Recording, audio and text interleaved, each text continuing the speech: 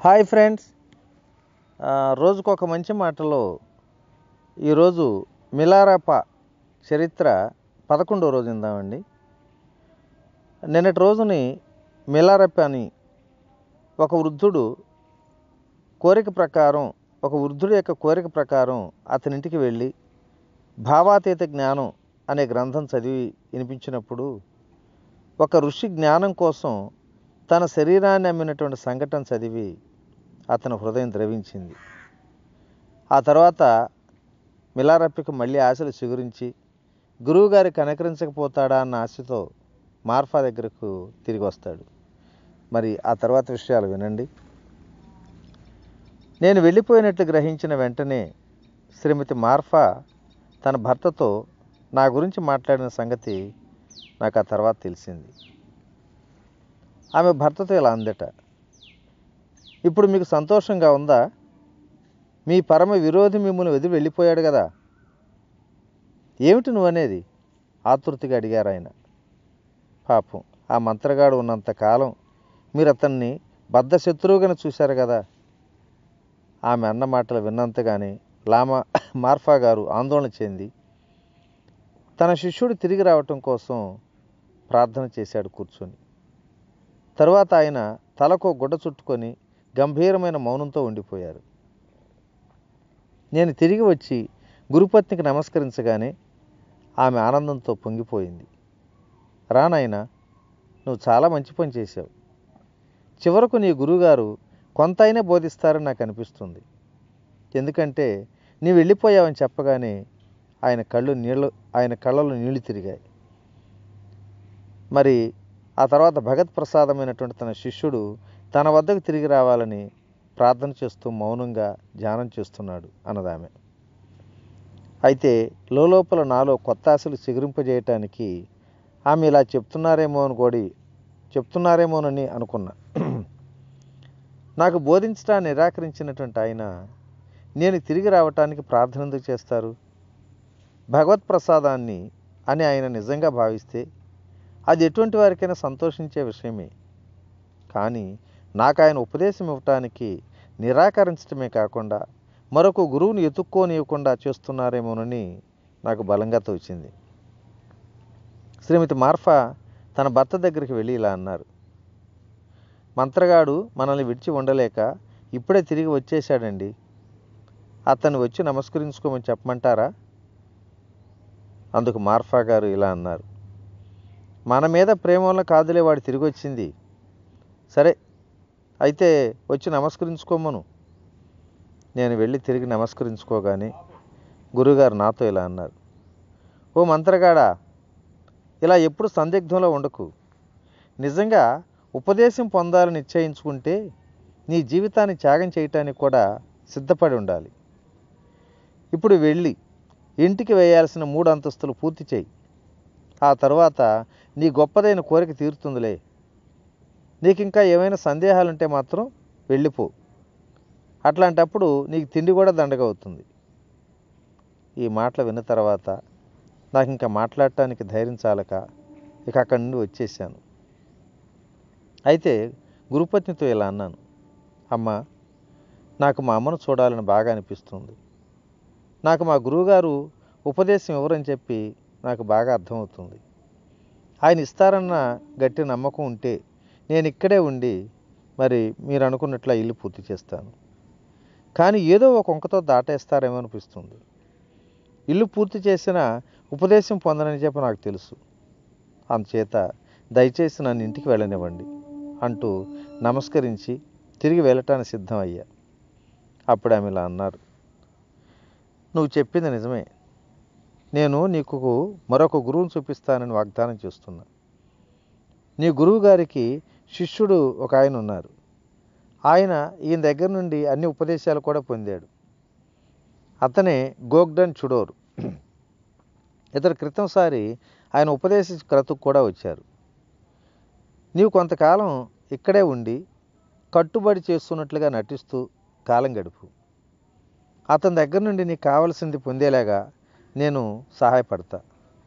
ఈ ఏర్పాటుతో నాకు చాలా సంతోషమై దీక్షతో మరలా ఆ ఇల్లు కట్టడంలో మునిగి తేలాను.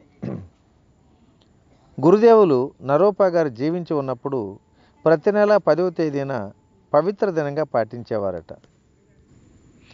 తర్వాత మార్ఫా గారు కూడా ఆ సాంప్రదాయాన్ని పాటిస్తున్నారు. అటువంటి ఒక రోజు శ్రీమతి మార్ఫా నా గురువును మోసగించడానికి ఒక మార్గం కనిపెట్టింది. ఒకరోజు ఆమె చిక్కగా బీరు తయారు చేసి 3 గిన్నెలో పోసింది. మొదటి పాత్ర నుండి చాలా చిక్కనైన బీరు భర్తకిచ్చి ఆయన కడుపు నిండా తాగించింది. తర్వాత దానికంటే తక్కువ చిక్కగా ఉన్న బీరును మిగతా వారికి వడ్డించగా 3వ పాత్రలోని పలుసుని బీరును నేను కొంచెం ఎంగిల్ చేశాను. దాంతో ఇంటిల్లిపాది త్వరలో గాఢంగా నిద్రపోయారు. అప్పుడు ఆమె మార్ఫా గారి గదిలోకి వెళ్ళి అక్కడ నుండి నరోపా గారి వస్తువులను 2ని తస్కరించింది. వాటిలో ఒకటి జపమాల, మరొకటి పూలదండ. బహుమతిగా ఇచ్చి ఒక రుమాలలో చుట్టి నాకు ఉపదేశం అని చెప్పి గోగ్డను కోరుతూ మార్ఫా గారు వ్రాసినట్లు ఒక ఉత్తరం రాసి ఆ 2ని నాకు ఇచ్చి గోగ్డను కలుసుకోవాల్సిందిగా వివరాలు చెప్పింది. అలా నాలో కొత్త ఆశలు చిగురిస్తుండగా నేను టిబెట్లోని మధ్య ప్రాంతానికి వెళ్ళిపోయాను. 2 రోజుల తర్వాత మార్ఫా గారు నేనేం చేస్తున్నానని చెప్పి తన శ్రీమతిని అడిగారట. అప్పుడు ఆమె అతను ఇల్లు వదిలి వెళ్ళిపోయాడు, కానీ ఖచ్చితంగా ఎక్కడుంది మాత్రం చెప్పగలను. ఎంత పని చేసినా మిమ్మల్ని తృప్తిపరచలేకపోయానని చెప్పి అందుకు మీ నుండి ఉపదేశం పొందడం తేలిక కాదని, దెబ్బలు తన్నులు మాత్రం దక్కాయని, అందుకు మరో గురువుని ఎత్తుక్కోవటానికి వెళ్ళాడు. ఆ సంగతి మీకు చెబితే నన్ను కూడా కొడతారని చెప్పి మెదలకుండా ఊరుకోవటమే మంచిదనిపించింది. అందుకని ఊరుకున్నా. అతన్ని పట్టి ఉంచేది ఇక్కడ ఏముంది అన్నదామె. ఉద్రేకంతో మార్ఫా గారి ముఖం నల్లగా మారిపోయింది. ఎంత మోసం! ఎక్కడికి వెళ్ళాడు? ఎప్పుడు వెళ్ళాడు అని గట్టిగా ఉరిమారు. 2 రోజులయ్యింది. మౌనంగా ఈ మాటలు విన్నాక తనలో తాను అనుకున్నట్లుగా ఇలా అన్నారట. నా శిష్యుడు ఇప్పటికి ఎంతో దూరం పోయి ఉండడు. తప్పనిసరిగా ఖచ్చితంగా పట్టుకుంటాను అన్నారంట. ఆ సమయానికి నేను గోగ్డాన్ ఇంటికి చేరుకున్నా. ఇప్పుడు ఆయన గొప్ప గురువు. నేను వెళ్ళినప్పుడు ఆయన శిష్యులతో ఆధ్యాత్మిక ప్రసంగం చేస్తున్నారు. అప్పుడు ఆయన ఒక గ్రంథంలో నుండి చదువుతున్న వాక్యాలు ఇలా ఉన్నాయి. వివరించి చెప్పేవాడిని నేనే, వినేవాడిని నేనే, నీకు జగద్గురువుని నేనే, భక్తుడిని ప్రపంచ స్థితిగతులకు అతీతంగా ఉన్నవాడిని నేనే ఆనంద స్వరూపిణి అని చెప్తున్నారు. అదే సమయంలో శిష్య బృందానికి అతి సమీపంలో నుంచొని ఉన్న నన్ను చూసి ఆయన గుర్తించారు. దూరం నుండే నేను ఆయనకు నమస్కరించాను. ఇది చూసి నన్ను గుర్తించినట్లు ఆయన తన తల మీద టోపీ పైకి తీశారు. నేను నమస్కరించిన పద్ధతిని బట్టి నేను మార్ఫా గారి శిష్య బృందంలో వాడినని ఆయన గుర్తించారు. ఆయన ఆ వాక్యాలు చదువుతున్న సమయంలో నేను అక్కడికి రావటంతో అది శుభసూచనగా భావించి భవిష్యత్తులో నేను సిద్ధపురుషుడును అవుతానని చెప్పి గ్రహించారట. తరువాత ఆయన నేను ఎవరినో ఏం పని మీద వచ్చానో వివరించడానికి తన శిష్యుల్లో ఒకరిని నా వద్దకు పంపారు. నేను జరిగిందంతా మరుగున పరుస్తూ మార్ఫా గారు బొత్తిగా తీరిక లేకుండా ఉన్నందువలన నాకు ఉపదేశం ఇవ్వటానికి ఆయనకు వీలు కలగటం లేదని, అందుచేత ఇక్కడికి పంపారని, గురువుగారి దగ్గర నుండి నరోపా గారి వస్తువును ఆయన కానుకగా తెచ్చానని అతనికి చెప్పాను. అప్పటికి ఆయనకు నేను మంత్రగాడినని గుర్తుకొచ్చింది.